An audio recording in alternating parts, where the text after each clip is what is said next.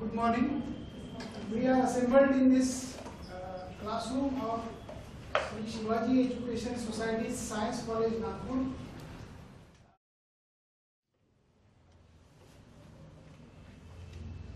Let us learn about UJT, an acronym for Uni Junction Transistor.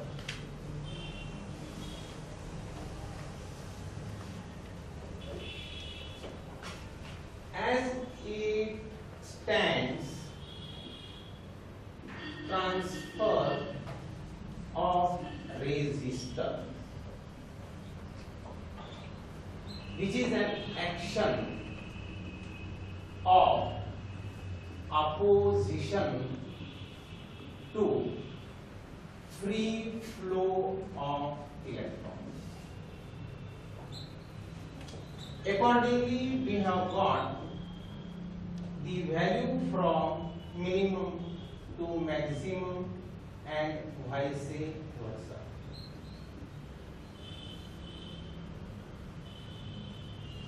Now, uni junction dictates that there is only one p-n junction in contrast to normal 2 p-n junction transistor, where in the structural format we have got in this way emitter, base and collector. These are the 2 p-n junction, one p-n junction here and another p-n junction here. But here, as the name dictates, I am telling you that here we have got only one p-n junction. Therefore, this name is transformed as a doped semiconductor bar,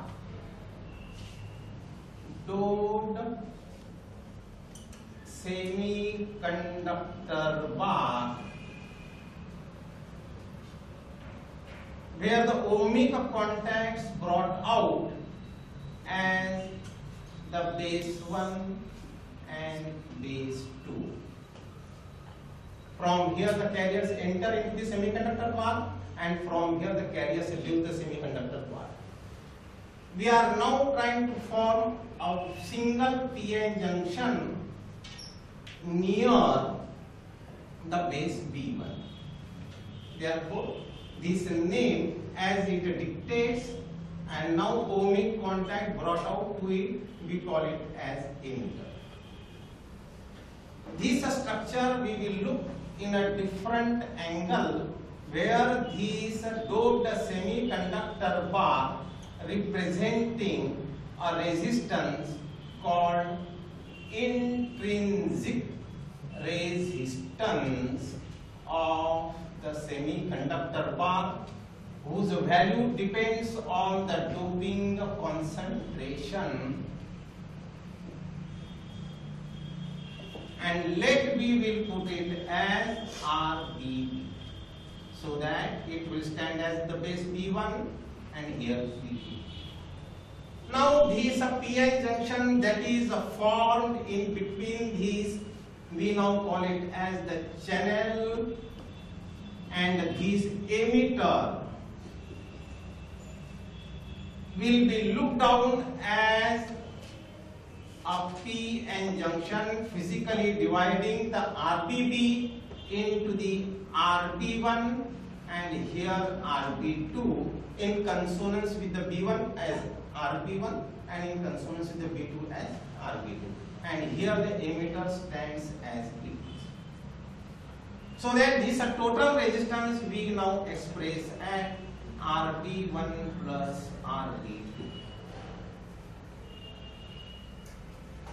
Now looking at this particular part of this diode in this particular equivalent circuit, this diode offers very low resistance during a forward bias and high resistance during reverse bias. so that we will look it equivalent to a switch. So that when the switch is closed, it offers low resistance, and whenever the switch is open, it offers a high resistance. So that we will have a modification in this basic diagram that we have drawn here. We have what? This intrinsic resistance as offered by the main channel, and here we replace this PN junction by a switch, and we call it as here emitter. This stands as B1 and here it is B2. Now let us look at the working of this particular simple diagram under the influence of external potential.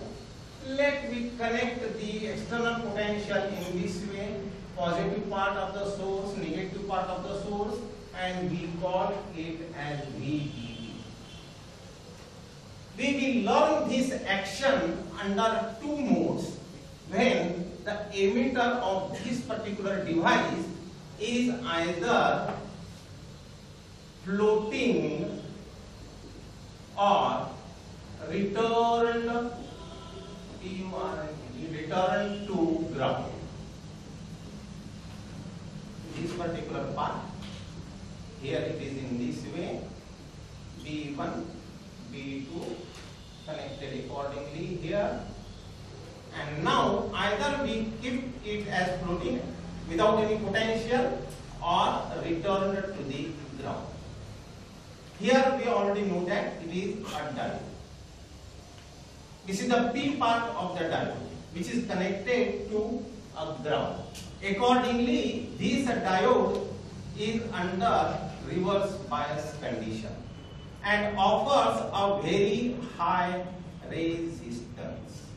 Means it is open, the switch is open. Means we have got the only resistance that is in circuit is RPB with the potential VPB connected to it. This resistance, as we had discussed, that it depends on the impurity or the doping concentration, and it will have under normal doping to be a very high value. Very high value.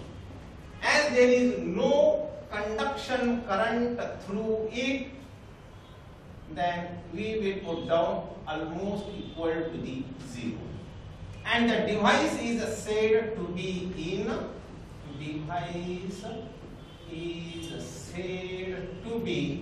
in off state. This is the first part of the story. Now the second part of it begins in this way. If emitter is under potential, how we will forward, because it is already here reverse bias, therefore we will make it as the forward biasing in this way. Then what happens, that we will see here VBB here stands, here it is the positive, negative, and here now it is this diode. Now this P part of the diode appears to get connected to the positive. Therefore, this diode now becomes a forward bias. It offers a very low resistance. Means the device is in the now on state. Therefore, it starts injecting carriers into the channel. There are carriers injecting into the channel. Now, as there is a free flow of the carriers, therefore the current will be constituted depending on the number of carriers that are injected into the channel. Therefore, what will happen now? This particular part, it is not a normal fixed resistance as in the carbon composition. It is a semiconductor resistance. Therefore, as and when the number of carriers are injected the magnitude of this RB1 will go on decreasing because of the injection of the carriers. Therefore, the potential that is offered across this RB1, that will decrease in this way. VB1, the total resistance ratio here, RB1 plus RB2 into the VBB. What will happen? This RB1 will go on decreasing continuously, and hence this is the constant part here. Therefore, the VB1 will also go on decreasing, and it will decrease to a minimum value as decided by the doping concentration of channel. Up to what extent it will continue? Let me put down by the Kirchhoff's voltage law. This is the VE. Therefore, accordingly, VE will be equal to the potential across this diode. We put down as VD, and the potential across this RB1, that is VB1. Now, this VD is of the order of a normal silicon diode 0.6 to 0.8, or the germanium diode 0.1 to 0.3. Let it to be of the order of 0.7, and here the variable VB1. Therefore, this particular value, as this is constant part, VB1, we are saying that it is decreasing, and this value will decrease to its minimum, and we call it as a valley potential. Now, this variation, this is the first part of the story, where it offers a very large potential here and very low potential here. This large potential, even though whether it is a floating or returned to ground, that we will put as a graphical part over here. This is the emitter current, and here we have got the emitter voltage. We start from the beginning when there is no current, as here put down I to be equal to the 0. Therefore, we start from its maximum value. And now, with this particular part, whenever the diode switches on, this voltage goes on decreasing, and it becomes a minimum, and we have assigned a name as valley potential. This maximum value, as it is experiencing, we call it as a peak value, V peak, and here it is the valley potential. Beyond this valley potential, rest of the phenomena will now remain as it is. If you go on increasing VE, then IE will also increase following normal Ohm's law in this way. Now, this is that particular portion that is of our interest. And now here what is happening exactly, this particular equation, as the more and more carriers are injected into the channel, the magnitude of the RB1 goes on decreasing continuously. Means what is happening here? RB1 is decreasing, and this particular part where the Ohm's law we put down as minus R times I, and therefore we term it as a negative resistance.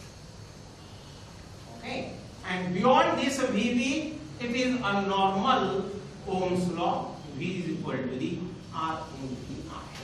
This is a normal Ohm's law, and this is away from that normal. I will not call it as abnormal, but here as it is offering a decreasing. Current is not decreasing, but what is happening here? R is decreasing, and here the R is essentially remaining constant, but I is increasing, therefore V is increasing. This is the normal.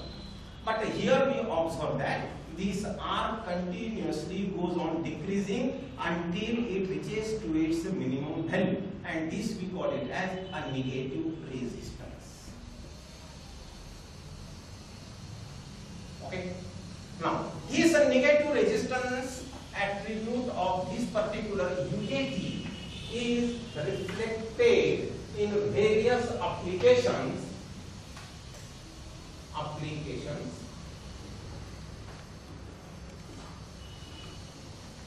like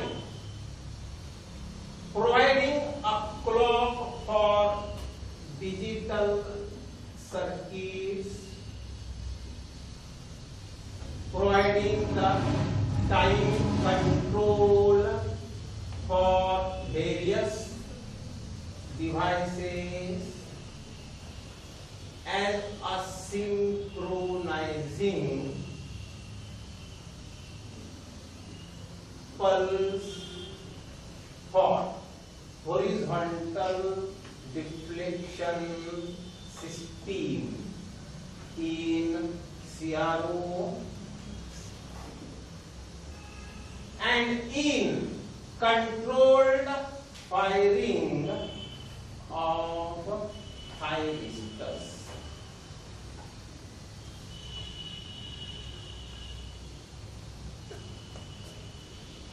Now, how you can use this negative resistance? That negative resistance we employ in terms of what we call it as a relaxation oscillator. This relaxation oscillator is basically a non-sinusoidal oscillator.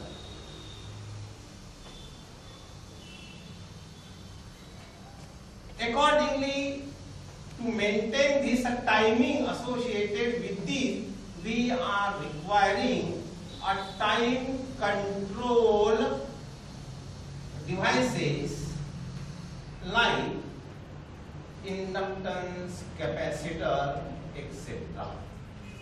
At this moment, we will prefer a condenser as a time control part in this relaxation oscillator. Now, how the circuit will become here? We have got, this is the equivalent diagram that is replaced by a symbolic representation. These are the external resistances that are incorporated plus V. We will introduce a R and here it is C bar.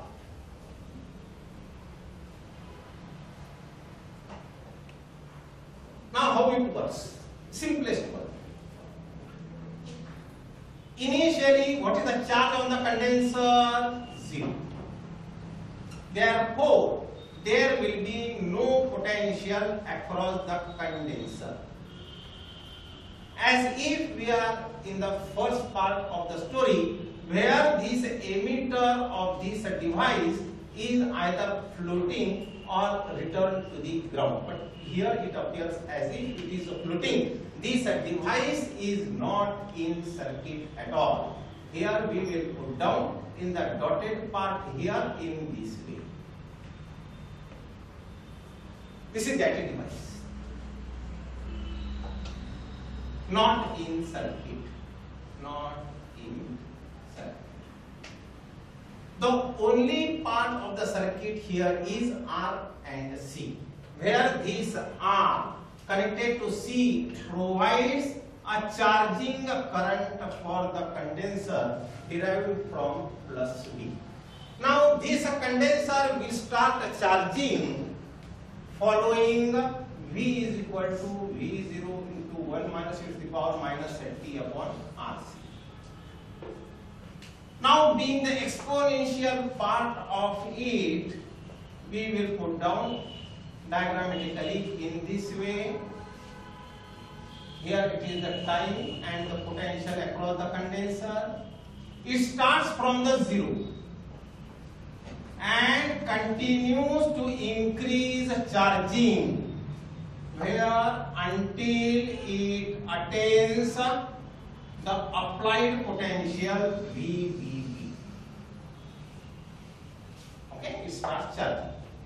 Along the charging path, when the potential across the condenser becomes a VP, as we are aware of this fact, here it is this VP. Suddenly what happens? The moment it tries to exceed this VP, it switches on and the potential becomes minimum, that is VP. And here you will find that the moment this VP is crossed, it will stop charging. The condenser stops charging and it starts discharging. But where from? What is the path of the discharge here? Now this particular device is in circuit. This comes into picture. And it stops charging now and it discharges through this device.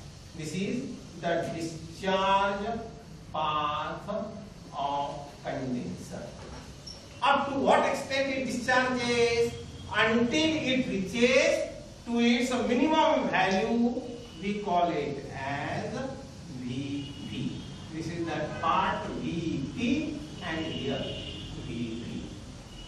Now once it reaches to that VP, again the initial condition is attained as if it is not in the circuit. Again the condenser gets connected to the supply via arm. It starts charging normally as depicted here, and again along the charging